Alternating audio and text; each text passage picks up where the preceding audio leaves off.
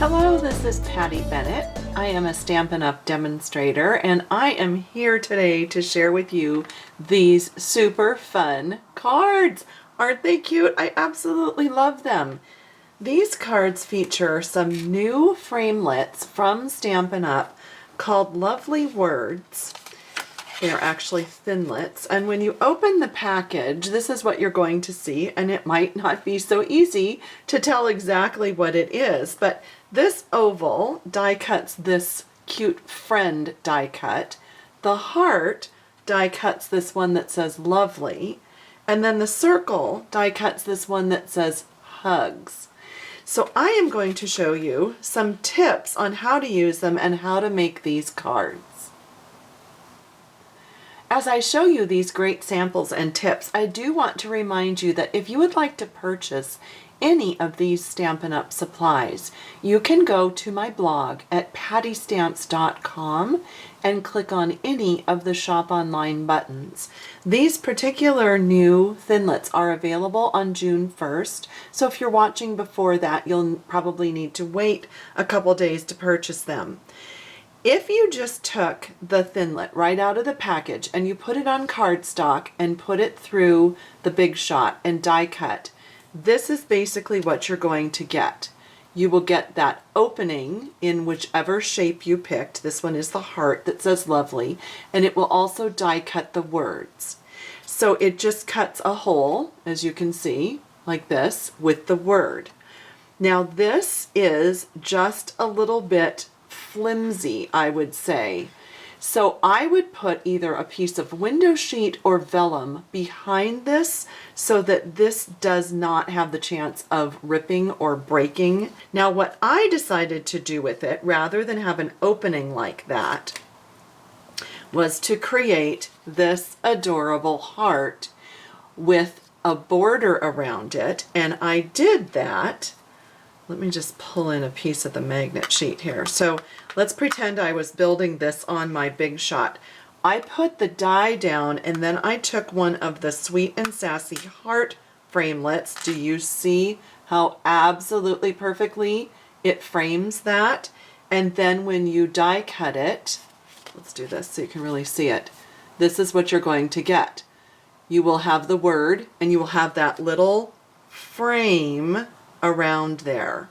So let me just show you on the friend, let me show you what I did through the Big Shot. In my Big Shot, I had my magnetic platform, the oval that says friend, and then one of the layering oval framelits. So do you see how I've got two on there?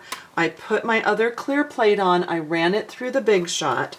Now let's take it off and let's look. And yes, I do use up scraps. This is just a scrap from another project. So when you take that apart then, and you pull off this piece that says friend, and you pull off the oval. Oh, this was actually the stitched shape framelit. Do you see the cute little stitching around the edge? Yes, so you could just do an oval or you could do the stitched shapes also. All of these coordinate perfectly. And then you just pull out these two extra pieces and you have your cute little friend die cut. Isn't this so cute?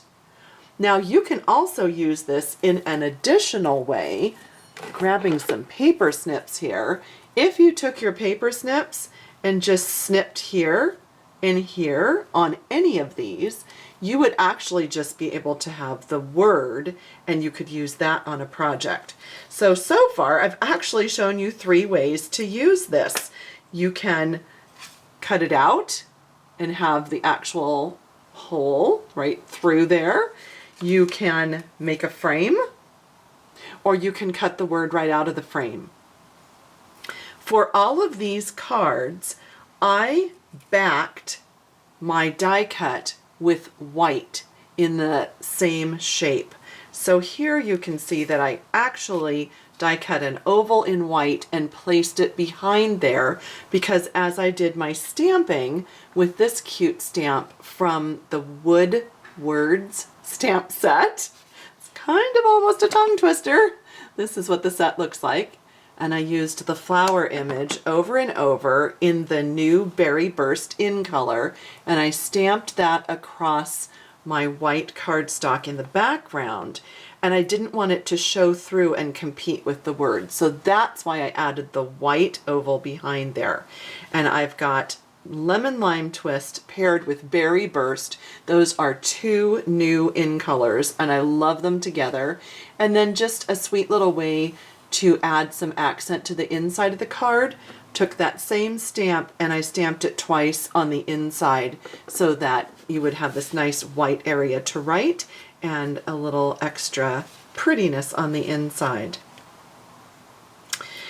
Then on this card that I showed you before, I've actually stamped in the background here with a stamp set from a new kit. And let me just show you the whole stamp set. So let's do this. So the stamp set has the flowers and the leaves, and I did it in 4 of the 5 new in colors. So we have the Berry Burst, we have Fresh Fig, Lemon Lime Twist, and Tranquil Tide all together. I think they work really well together. Now I added a couple words here. So on my clear block, I was able to ink "To My Dear," that's part of it, and I stamped it on top. I cleaned my stamp, then I just inked "Friend," and I stamped it down there. So, "To my dear lovely friend." I thought that was pretty cool. I really liked how that turned out. So now let's talk about the Hugs card. For this cute Hugs card, the background is a pretty little floral pattern from Pick a Pattern. That's a new package of paper. And it is Flirty Flamingo with accents of Tranquil Tide. So those are the colors that I used on this one. And to do the Hugs part, you can see here, here's the Hugs die. And when I put it through the Big Shot in my Flirty Flamingo cardstock, I framed it with the layering circle scallop. So then this is what you get. I really think that's cute. I just love that. I layered it on top of a doily, and I put a stitched shaped circle behind there so that it would set off that Hugs really nicely.